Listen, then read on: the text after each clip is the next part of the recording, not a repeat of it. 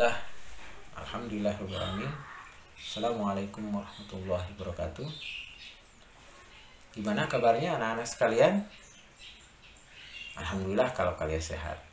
Kalau misalkan ada dari kalian merasa sakit atau lagi sakit, mudah-mudahan sakitnya bisa menjadi kafarat dosa dan mudah-mudahan kalian diberikan kesembuhan dan kesabaran. Nah, sebelum kita belajar, kita siapkan dulu alat tulis dan Al-Qur'annya. Nah, sebelum itu kalian cari surat Al-An'am surat ke-6 ayat 75 hingga 79. Nah, untuk yang masih Iqra, Bapak harapkan kalian untuk mendengarkan dan memperhatikan. Mudah-mudahan apa yang kalian dengar dan mungkin apa yang kalian baca bisa memberikan kebaikan dan amal ibadah di hadapan Allah Subhanahu wa taala. Ya, mulai. A'udzu billahi minasy syaithanir rajim. Wa kadzalika nuri Ibrahim malakutas samawati wal ardi wa liyakuna minal muqinin. Falamma janna 'alaihi al-lailu ra'a kawkaba qala hadza rabbi falamma afala qala la uhibbul afilin. فلما رأى القمر بازغا قال هذا ربي فلما أفل قال لئن لم يهدني ربي لأكونن من القوم الضالين. فلما رأى الشمس بازغة قال هذا ربي لهذا أكبر. فلما فلت قال يا قوم إني بريء مما تشركون إني وجهت وجهي للذي فطر السماوات والأرض حنيفا وما أنا من المشركين. صدق الله العظيم.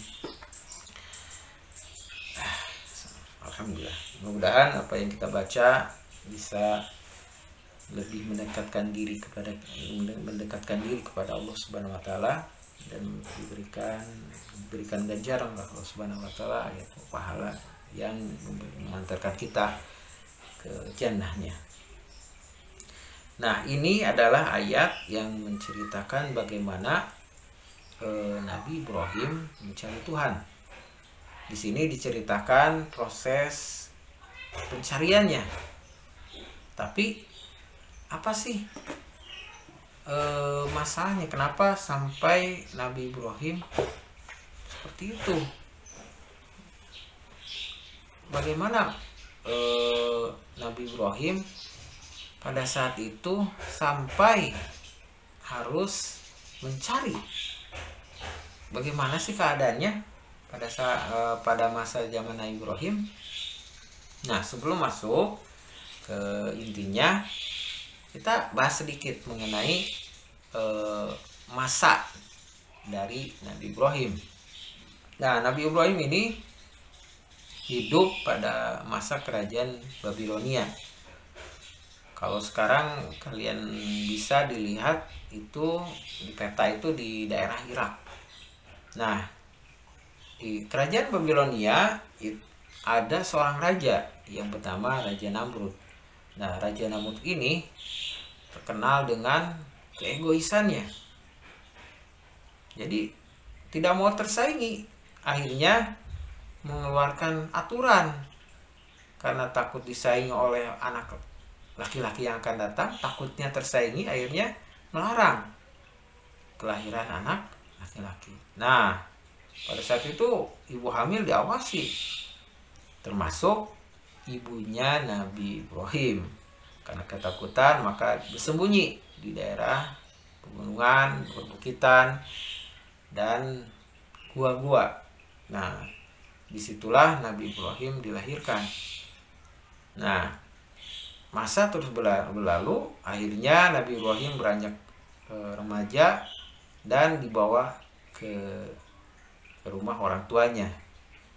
Nah, keheranan timbul karena banyaknya perilaku kaumnya yang menyembah berhala. Karena kepolosan beliau pada saat itu kan beliau banyak lama di luar dari peradaban, dari masyarakat, dari kaumnya. Maka ketika melihat itu hal yang sangat aneh menurut beliau. Kenapa? Mereka itu menyembah berhala. Itu sesuatu yang menurut Ibrahim pada saat itu adalah kekeliruan, karena berhala tidak bisa memberikan manfaat atau madorot. Makanya banyak bertanya kepada orang tuanya. Nah, di sini mulai perselisihan Nabi Ibrahim dengan orang tuanya, yang khususnya dengan ayahnya, yang pada saat itu memang pekerjaannya membuat patung. Karena kegundahan dan kebingungannya, karena tidak ada jawaban, akhirnya Nabi Ibrahim pada saat itu mengasingkan diri, atau lebih cenderungnya seperti Nabi Muhammad, lebih memilih menyendiri di Gua Hiro, melihat tempatnya lebih di tempat ketinggian. Nah, itu yang dilakukan Nabi Ibrahim pada saat itu. Nah, kita baca per ayat pada pembukanya. Dan demikian kami pada ayat 75, dan demikian kami memperlihatkan kepada Ibrahim kekuasaan kami yang terdapat di langit dan di bumi, dan agar dia masuk orang-orang yang yakin. Jadi pada saat itu gundah. Nah, dengan itu Allah memberikan ilham kepada Nabi Ibrahim agar diberikan keyakinan. Nah, pada ayat 76-nya, nah ketika malam sudah gelap, Nabi Ibrahim melihat sebuah bintang. Lalu ia berkata, "Ya, inilah Tuhanku." Maka ketika bintang itu terbenam, dia berkata, "Aku tidak suka kepada yang terbenam." Lalu ketika itu dia melihat bulan terbit. Ibrahim berkata, "Inilah Tuhanku." Tetapi ketika bulan itu terbenam, dia berkata, "Sungguh, jika Tuhanku tidak memberi petunjuk kepadaku, pastilah aku termasuk orang-orang sesat." Kemudian ketika dia melihat matahari terbit, dia berkata, "Inilah Tuhanku. Ini lebih besar daripada bulan tadi." Tetapi ketika matahari terbenam, dia berkata, "Wahai kaumku, sungguh aku terlepas dari apa yang kamu persekutukan." Memang pada saat itu banyak Tuhan ya yang disembah. Ada yang menyembah bintang, menyembah bulan, menyembah matahari. Maka Nabi Ibrahim pada saat itu mencari kebenaran-kebenaran itu. Dan ternyata nol besar, banyak sekali kekurangannya. Akhirnya pada ayat selanjutnya, Nabi Ibrahim mengeluarkan suatu pernyataan, "Inni wajjahtu wajhiya lilladzi fataras samawati wal ardh hanifan wa ma ana minal musyrikin." Maka Nabi Ibrahim mengambil kesimpulan bahwa menyerahkan semuanya kepada zat yang lebih tinggi, yaitu Allah Subhanahu wa taala.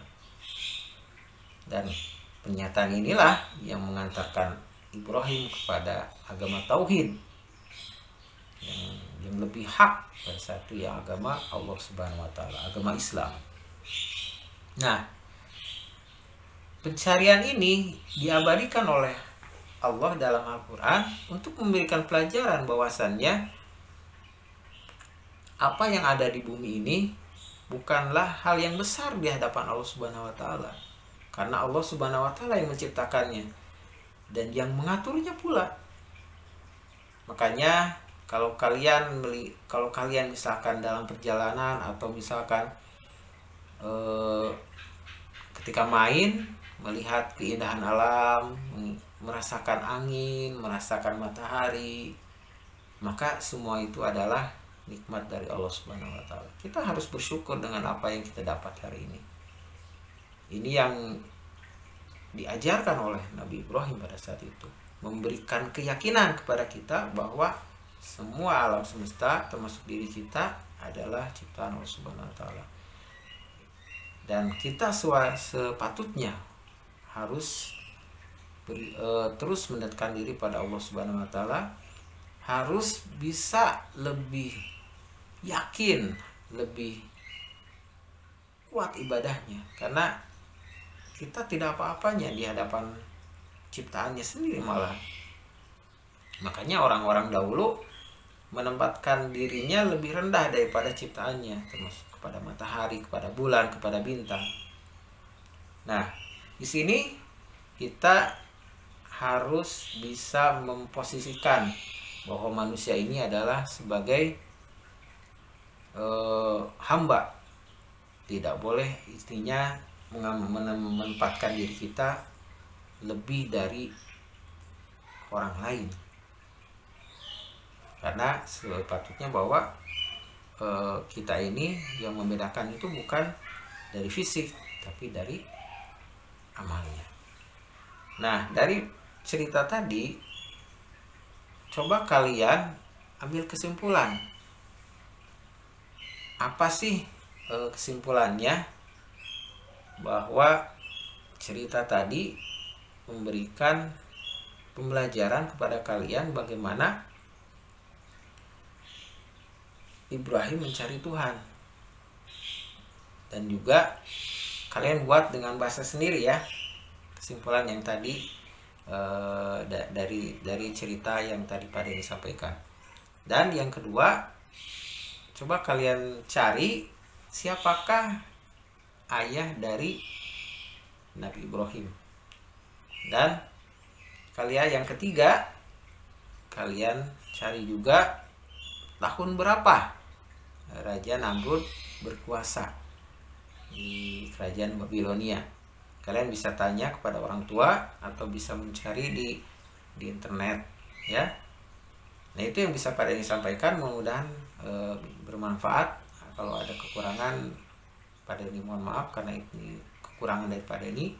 Kalaupun ada benar atau bagusnya, itu adalah memang dari ilham dari Allah Subhanahu wa taala. Demikian yang Pak Debi sampaikan. Wassalamualaikum warahmatullahi wabarakatuh.